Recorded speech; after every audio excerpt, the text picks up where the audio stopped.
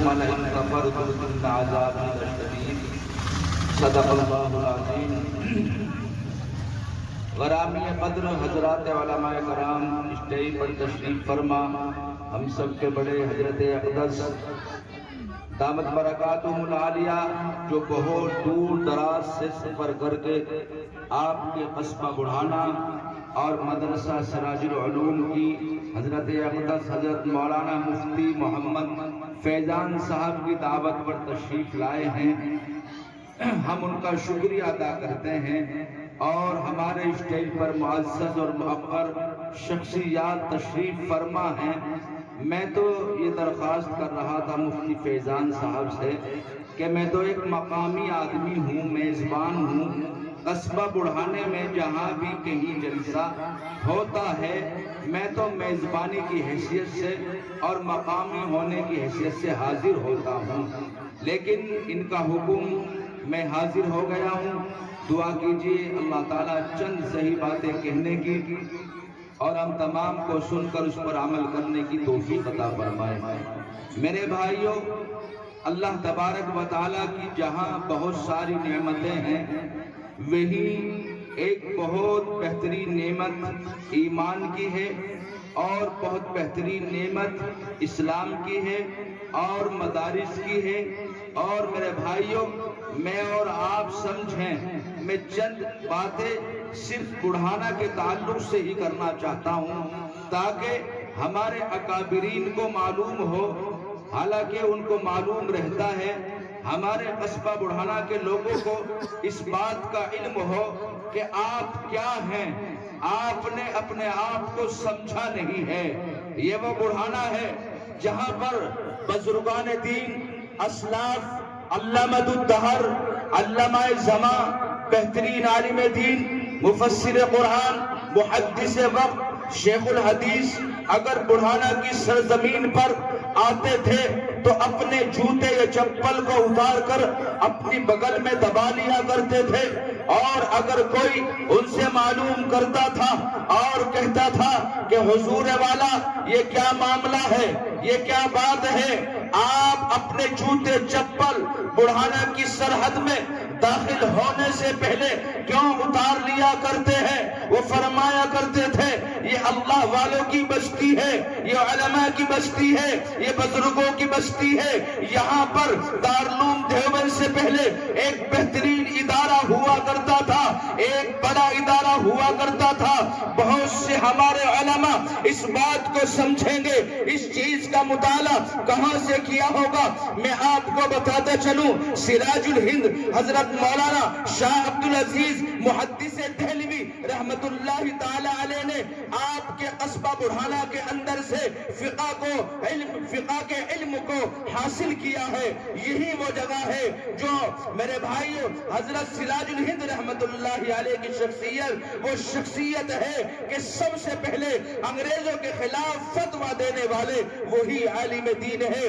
وہ آپ کے بڑھانا کے اندر مدرسے کے اندر تعلیم حاصل کیا کرتے تھے۔ میرے بھائیوں، بڑھانا کے لوگوں سمجھو، بڑھانے کی تاریخ ایک عجیب تاریخ رہی ہے، بزرگوں کی بستی رہی ہے، اللہ والوں کی بستی رہی ہے۔ مجھے اور آپ کو اس کی اہمیت کا نہیں پتا، یہ اللہ کی نعمت ہم نہیں سمجھتے ہیں۔ میرے بھائیوں، سراج الہند رحمت اللہ علیہ نے یہی سے علم فقہ کو حاصل کیا۔ آپ کے استاذ میں جو ہوا کرتے تھے حضرت مولانا مفتی نور اللہ صاحب برہانوی آپ کے استاد ہوا کرتے تھے۔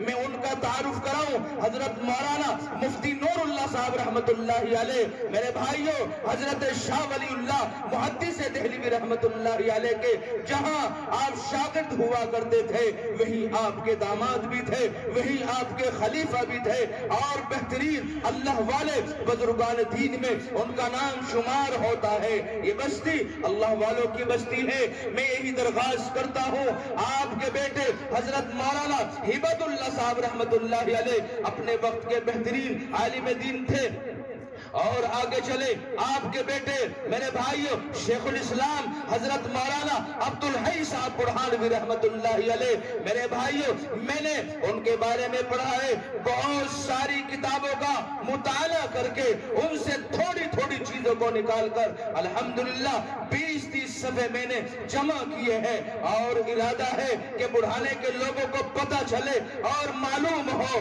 جانکاری ہو، نالج ہو کہ آپ کا بڑھانا کوئی چھوٹی موٹی جگہ نہیں تھی، کوئی عجیب سی جگہ نہیں تھی، یہ اللہ والوں کی بستی تھی۔ آپ کے بیٹے حضرت شیخ الاسلام مولانا عبدالحی صاحب برہانوی رحمت اللہ تعالی علیہ جہاں جلسے میں جاتے تھے، ایک بہترین مجمع آپ کو سنا کرتا تھا، جہاں آپ مفسر قرآن تھے وہی شیخ الاسلام تھے، میرے بھائیوں ایک مبلغ بھی تھے، ایک مفکر بھی تھے، ایک محدث بھی تھے، ایک مقرر بھی تھے، جہاں چلے جاتے تھے میرے بھائیوں مجمع ان کی تقریر سننے کے لیے بےتاب رہا کرتا تھا۔ اور میں آپ کو آگے بتاتا چلوں، آپ کے صاحبزادہ محترم حضرت مولانا مفتی عبدالقیوم صاحب برہانوی رحمت اللہ علیہ جو آپ کے شہولات کے اندر آرام فرما رہے ہیں، میرے بھائیوں وہ یہاں سے ہجرت کر کے بہت بھوپال تشریف لے گئے تھے، وہاں پر آپ شہر قاضی بنے، شہر مفتی بنے۔ میں آپ کو بتاتا چلوں کہ برہانے کی تاریخ کو پڑھو اور مطالعہ کرو، یہ چیز کہاں سے ملے گی؟ ان اللہ والوں سے ملے گی، ان بزرگوں سے ملے گی، ان علماء کی صحبت میں بیٹھنے سے ملے گی، ان کی مخالفت سے نہیں ملے گی، ان کی توہین کرنے سے نہیں ملے گی، ان کی شان میں گستاخی کرنے سے نہیں ملے گی۔ میں آپ کو بتاتا چلوں خطیب العصر حضرت مولانا محمد سالم صاحب رحمت اللہ علیہ سابق محتمم دارالعلوم وقف دیوبند، ایک مرتبہ چند علماء حضرت مولانا مفتی محمد اسرار صاحب تشریف فرما ہے، وہ بھی ساتھ میں تھے، ہم دیوبند گئے، وہاں جا کر انہوں نے معلوم کیا بھائی کہاں سے آئے ہو؟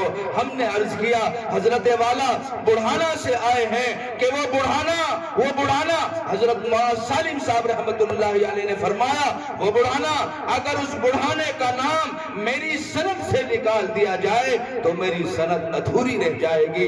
ہم نے درخواست کی حضرت والا سے آپ تھوڑا سا ہمیں بتائیں، تھوڑا سا سمجھائیں، ہمارے ذہن کے اندر، ہماری نالج کے اندر، ہماری جانکاری کے اندر آپ یہ بات ڈالیں تاکہ ہمیں پتہ چلے بڑھانا کتنی اہم جگہ ہے، کتنی اعلیٰ شخصیات وہاں پر پیدا ہوئی ہیں۔ آپ نے فرمایا محدث کبیر حضرت مولانا خلیل احمد صاحب محدث سہارنپوری رحمت اللہ تعالی علیہ کے واسطے سے میری سند، میرے بھائیوں محدث کبیر حضرت مولانا خلیل احمد صاحب محدث سہارنپوری رحمت اللہ علیہ کو ان کے فوپا نے میرے بھائیوں بھوپال کے اندر بھیجا تھا کہ جاؤ وہاں پر اپنے وقت کے بہترین مفتی ہیں، شہر قاضی ہیں، آپ وہاں پر جائیے۔ حضرت مولانا مفتی عبدالقیوم صاحب جو برہانہ کے رہنے والے تھے، آپ ان کے پاس جاؤ اور علم حدیث پڑھو۔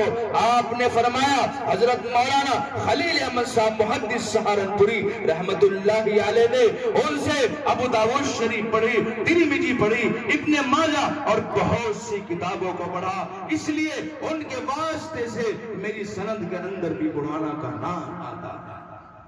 اس لیے میرے بھائیوں میں بتا دینا یہ چاہتا ہوں، درخواست یہ کر دینا چاہتا ہوں، اللہ کا فضل ہوا، اللہ کا کرم ہوا، میرے بھائیوں دوبارہ وہ نظام لوٹ کر آ گیا ہے کہ آپ کے قصبہ برہانہ کے اندر الحمدللہ کئی مفتی، کئی عالم، کئی بزرگ جو ہوتے ہیں وہ سفید داڑھی سے نہیں ہوتے، بزرگ جو ہوتے ہیں 50 یا 60 سال کی عمر سے نہیں ہوتے، میرے بھائیوں جس کا تعلق بہت زیادہ اللہ سے جڑ جاتا ہے اور اللہ سے ڈرنے لگتا ہے، اللہ کا ڈر اپنے ذہن اور دماغ کے اوپر بٹھا لیتا ہے، وہ جوانی کے اندر ہی بزرگ بن جاتا ہے۔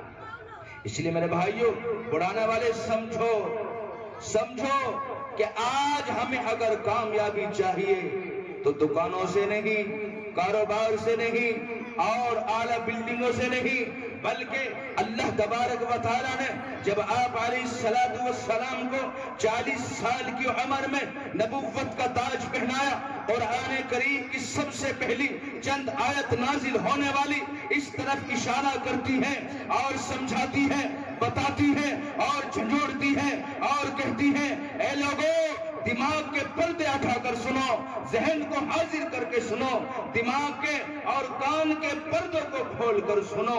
قرآن کریم کہتا ہے اقرأ بسم ربک الذی خلق، اے نبی جی پڑھیے آپ اپنے اس رب کے نام سے جس نے آپ کو پیدا کیا ہے۔ اس طرف اشارہ ہوتا ہے کہ آپ کو دنیا کے اندر آ کر تعلیم حاصل کرنی چاہیے۔ ہم یہ سمجھتے ہیں اگر ہم نے تعلیم کو حاصل کیا، ایک مسجد کے اندر ہمارا بھائی، ہمارا بیٹا، ہمارا بھتیجا، ہمارا بھانجا کیا کرے گا؟ 5-7 ہزار روپے کی تنخواہ ملے گی اور نہ جانے کتنے لوگوں کے ٹکڑوں پر پڑا ہوا ہوگا، کیسے زندگی گزارے گا؟ میرے بھائیوں اگر ہمارے ذہن کے اندر یہ چیز ہے، ہمیں اپنے ذہن کو صاف کر لینا چاہیے اور سمجھ لینا چاہیے تعلیم اصل چیز ہے۔ صحابہ کرام رضوان اللہ تعالی علیہم اجمعین کے اندر جب تعلیمی نظام نہیں تھا، آپ زمین پر پڑا ہوا تھوک کو، خون کو بغیر تحقیق کے چاٹ لیا کرتے تھے اور عورتوں کو زندہ دفن کر دیا کرتے تھے۔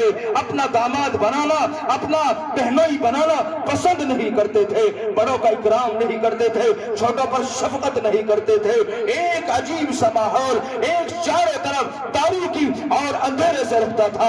نماز کیا ہے، روزہ کیا ہے، حج کیا ہے، زکوٰۃ کیا ہے، فطرہ کیا ہے، مساجد کیا ہے، مدارس کیا ہے، کوئی جانکاری نہیں تھی۔ جب صحابہ کرام رضوان اللہ تعالی علیہم اجمعین نے قرآن کی تعلیم کو حاصل کرنا شروع کر دیا، میرے بھائیوں پھر کیا ہوا؟ اپنے وقت کے زمانے کے بادشاہ کہلائے، امیر المؤمنین کہلائے، وقت کے مسلمانوں کے بادشاہ بنے اور حکومتیں کی۔ حضرت عمر فاروق رضی اللہ تعالیٰ عنہ کا حال دیکھو کہ آپ کے اندر اگر تعلیم نہیں، جس وقت تعلیم نہیں تھی، آپ پہ اونٹ چرانے نہیں آتے تھے۔ خطاب کہتے ہیں جو آپ کے والد محترم ہے، وہ کہتے ہیں اگر میرا بیٹا عمر کہیں جنگل کے اندر 8 اونٹ لے جاتا تھا، 7 واپس لاتا تھا، 10 لے جاتا تھا، 8 واپس لاتا تھا اور اس کو اونٹ بھی چرانے نہیں آتے تھے۔ عمر کو پتا نہیں تھا اونٹ کو کیسے چلایا جاتا ہے، ان کی حفاظت کیسے کی جاتی ہے، ان کی نگرانی اور رہبری کیسے کی جاتی ہے، ان کو اس بات کا علم نہیں تھا۔ جب انہوں نے اپنے آپ کو جناب رسول اللہ صلی اللہ تعالی علیہ وسلم کے مدرسے کے اندر، دار ارقم کے اندر اپنے آپ کو داخل کر لیا، خدا کی قسم 40,000 مربع میل کے بادشاہ بنے۔ اور اتنے بڑے بادشاہ آرام نہیں کرتے تھے، ایئر کنڈیشن میں نہیں لیٹتے تھے اور اپنا بستر اعلی قسم کا نہیں بنایا ہوا تھا، راتوں رات گلیوں میں چکر لگایا کرتے تھے اور تمام لوگوں کی خبر گیری کیا کرتے تھے۔ ایک ادنا سا ممبر اگر بن جائے تو اعلی قسم کا مزاج بنا کر رکھتا ہے، ایک ادنا سا پردھان اگر بن جائے کسی سے بات کرنے کے لیے تیار نہیں ہوتا ہے۔ اور مان جائیے جب تعلیم آئی، عمر فاروق رضی اللہ تعالیٰ کو اللہ تبارک و تعالیٰ کے پاک پیغمبر فرماتے ہیں لو کان بعدی نبی لکان عمر، اگر میرے بعد اللہ تبارک و تعالیٰ نے کسی کو نبوت کا تاج پہنایا وہ عمر فاروق ہوں گے۔ اتنا بڑا مقام تعلیم حاصل کرنے کے بعد اللہ تبارک و تعالیٰ نے عطا کیا ہے۔ اور میں آپ کو بتاتا چلوں حضرت سالم رحمت اللہ علیہ مکہ کے اندر وہ کالے کلوٹے تھے اور ان کے چہرے کے اوپر عجیب سی نشان رہا کرتے تھے، ایک عجیب سی کیفیت تھی، نہ چہرے کے اندر رونق تھی، نہ کوئی میرے بھائیوں چاشنی تھی، نہ چمک تھی، نہ دھمک تھی، کوئی خریدنے کے لیے تیار نہیں تھا۔ ایک عورت نے خرید کر ان کو آزاد کر دیا، انہوں نے اپنے آپ کو تعلیم سے لگا دیا اور تعلیم حاصل کرنا شروع کر دیا۔ ایک وقت میں حضرت عمر فاروق رضی اللہ تعالیٰ گزر رہے تھے، دیکھا میرے بھائیوں حضرت سالم رحمت اللہ علیہ ممبر کے پاس مصلی پر کھڑے ہو کر بہت سارے لوگوں کو نماز پڑھا۔ ایک حالت وہ تھی کہ جب اس کو کوئی خریدنے کے لیے تیار نہیں تھا، کیوں؟ تعلیم نہیں تھی، قرآن کی تعلیم نہیں تھی، تعلیم کی اہمیت کا پتہ نہیں تھا، تعلیم کی عظمت کا پتہ نہیں تھا، تعلیم کے بارے میں جانکاری نہیں تھی۔ اور خدا کی قسم جب انہوں نے اپنے آپ کو مدرسوں کے حوالے کر دیا، تعلیم کے حوالے کر دیا، پھر ایک وقت ایسا بھی آیا کہ آپ بہترین اللہ والے بزرگان دین بن گئے، متقی، پرہیزگار، تہجد گزار بن گئے۔ بادشاہ وقت ملاقات کرنے کے لیے آیا، آپ کے دروازے پر آ کر دستک دی اور کہا اے بھائی میں حضرت سالم سے ملاقات کرنا چاہتا ہوں۔ بادشاہ وقت ہے، سپر پاور طاقت ہے، خوب طاقتور ہے، قداور ہے، بات میں دم ہے، بولنے کا سلیقہ بھی ہے اور طریقہ بھی ہے، لیکن کیا ہوا میرے بھائیوں، کس سے ملنے کے لیے آ رہا ہے؟ ان مدرسے والوں سے، ان قرآن والوں سے، ان اللہ والوں سے، ان بزرگوں سے ملنے کے لیے، جن کو ہم گری ہوئی نظر سے دیکھتے ہیں، جن کی ہم توہین کرنے کے لیے سب سے آگے رکھتے ہیں، جس کو ذلیل کرنے کا موقع تلاش کرتے ہیں۔ اگر مسجد میں آ جاتے ہیں، امام صاحب کی لوٹا یہاں نہیں یہاں رکھنا چاہیے تھا، مولوی صاحب، مفتی فیضان صاحب آپ نے مدرسے کے اندر جھاڑو نہیں لگوائی، آپ نے بچوں کا خیال نہیں کیا۔ خدا کی قسم، اگر میں آپ کو 15,000 روپے دے دوں اور جتنی نگرانی یہ مدرسے والے کرتے ہیں آپ کریں تو 10 دن آپ برداشت نہیں کر سکتے۔ اتنی کڑی نگرانی بچوں کی کرنی پڑتی ہے۔ رات کا وقت ہے، سوئے ہوئے ہیں، کوئی بچہ بھاگنے کی کوشش کر رہا ہے، اپنی نیند کو چھوڑ دیتے ہیں، اپنے آرام کو چھوڑ دیتے ہیں۔ کوئی بچہ ہے، باہر کا ہے، سر میں درد ہے، بخار ہے، بدن میں درد ہے، پیٹ میں درد ہے، ہاتھ میں درد ہے، پیر میں درد ہے، پریشان ہے، اپنی نیند کو چھوڑ کر اس بچے کی خدمت میں لگ جاتا ہے۔ یہ مدرسے والے اتنے قربانیاں دیتے ہیں، یہ قرآن کی تعلیم کرنے والے اتنے قربانیاں دیتے ہیں۔ آپ دنیا کی کتنی چاہے تعلیم دے لو، اگر قرآن کی تعلیم نہیں ہے تو انسانیت ذرہ برابر اس کے اندر نہیں آئی۔ حضرت سالم رحمت اللہ علیہ کے پاس آیا اور آ کر ان کے خادم سے ملاقات کی اور کہنے لگا، بھائی حضرت سالم رحمت اللہ علیہ سے ملاقات کرنا چاہتا ہوں۔ آپ کے غلام، آپ کے نوکر اندر تشریف لے گئے، آپ کے خادم اندر تشریف لے گئے، انہوں نے کہا حضرت والا بادشاہ وقت ہے، بہترین آدمی ہے، آپ سے ملاقات کرنا چاہتا ہے، آپ سے ملنا چاہتا ہے، آپ کا دیدار کرنا چاہتا ہے۔ حضرت سالم رحمت اللہ علیہ نے فرمایا، اے میرے خادم، جاؤ بادشاہ کو یہ بات کہہ دو، میرے پاس فی الوقت بادشاہ سے ملنے کا وقت ہے۔ جب قرآن کی تعلیم کو حاصل کیا، اللہ نے کتنا اونچا مقام عطا فرمایا۔ آج دیکھو جو قرآن کی تعلیم کو حاصل کرتے ہیں، خدا کی قسم اللہ ان کو بہترین جوڑا پہناتا ہے، بہترین جوتا دیتا ہے، بہترین ٹوپی دیتا ہے، بہترین جاکٹ دیتا ہے اور اعلیٰ قسم کے کھانے دیتے ہیں۔ اگر ہمارے ذہن کے اندر یہ بات ہے میرے بھائیوں، اگر ہمارے ذہن کے اندر یہ بات ہے، ہم نے اپنے بچے کو حافظ بنایا، عالم بنایا، قاری بنایا، مفتی بنایا، 5-7 ہزار روپے کے اوپر پڑ جائے گا۔ یہ مت دیکھو، آپ مقابلہ کر کے دیکھو ان مدرسے والوں سے، ان اماموں سے، ان داڑھی و ٹوپی والوں سے۔ اگر آپ 500 روپے میٹر کا کپڑا پہنتے ہیں، اللہ کے فضل سے یہ 1000 روپے میٹر کا کپڑا پہنتے ہیں۔ اگر آپ 5000 کے جوتے پہنتے ہیں تو 30,000 کی گھڑی ان کے ہاتھ میں بھی ہوتی ہے۔ یہ کہاں سے آتا ہے؟ یہ قرآن کی برکت سے آتا ہے، یہ علماء کی برکت سے آتا ہے، یہ تعلیم کا ایک نظام ہے، ایک ترتیب ہے۔ اس لیے روز محشر ہوگا، ہم سمجھیں ایک آدمی، ایک مرد، ایک عورت کے سر کے اوپر ہیرے جواہرات سے جڑا ہوا تھا۔ ہر آدمی کہے گا یہ کوئی نبی ہوں گے، کوئی رسول ہوں گے، کوئی صحابہ ہوں گے۔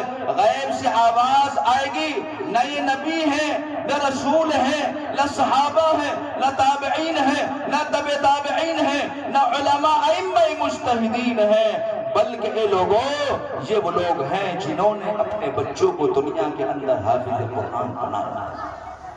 آج اللہ نے قرآن کی برکت سے ان کے سروں کے اوپر اپنے شاندار تاج عطا کیا۔ اس لیے بڑھانا کے لوگوں، میرے بھائیوں سنو، وہی نظام، وہی ترتیب اللہ کرے لوٹ کر آ جائے۔ وہ حافظان محلہ، وہ مولویان محلہ، سراج الہند حضرت مولانا شاہ عبدالعزیز محدث دہلوی جیسے شاگرد یہاں سے پیدا ہوں۔ حکیم الامت حضرت مولانا اشرف علی صاحب تھانوی رحمت اللہ علیہ سے مجدد یہاں سے پیدا ہوں۔ حجت الاسلام حضرت مولانا محمد قاسم صاحب نانوتوی رحمت اللہ علیہ جیسے یہاں سے پیدا ہوں۔ بس شرط یہ ہے درخواست یہ ہے، ادباً گزارش یہ ہے کہ ان علماء کا ساتھ دو، ان کو چلنے دو، انہیں موقع دو کام کرنے کا، ان کا تعاون کرو۔ اگر پیسے کی ضرورت ہے پیسے سے تعاون کرو، وقت کی ضرورت ہے وقت سے تعاون کرو۔ میں زیادہ لمبا وقت لینا مناسب اس لیے نہیں سمجھ رہا ہوں کہ میرے اکابر، میرے بزرگ بہت دور سے چل کر تشریف لائے ہیں، میں تو آپ کا اپنا مقامی ہوں، آپ کا اپنا بچہ ہوں۔ جب آپ کا من چاہے آپ بلا کر سن سکتے ہیں، سنا سکتے ہیں، سمجھ سکتے ہیں، سمجھا سکتے ہیں۔ یہ علماء، یہ اللہ والے اتنی دور سے چل کر آئے ہیں، انشاءاللہ میں بھی اور آپ بھی ان کی باتوں کو سن کر عمل کرنے کی کوشش کریں گے۔ اللہ سے دعا ہے جو کچھ کہا گیا سنا گیا مجھے بھی اور آپ حضرات بھی عمل کرنے کی توفیق عطا فرمائے۔ وآخر دعوانا الحمدللہ رب العالمین۔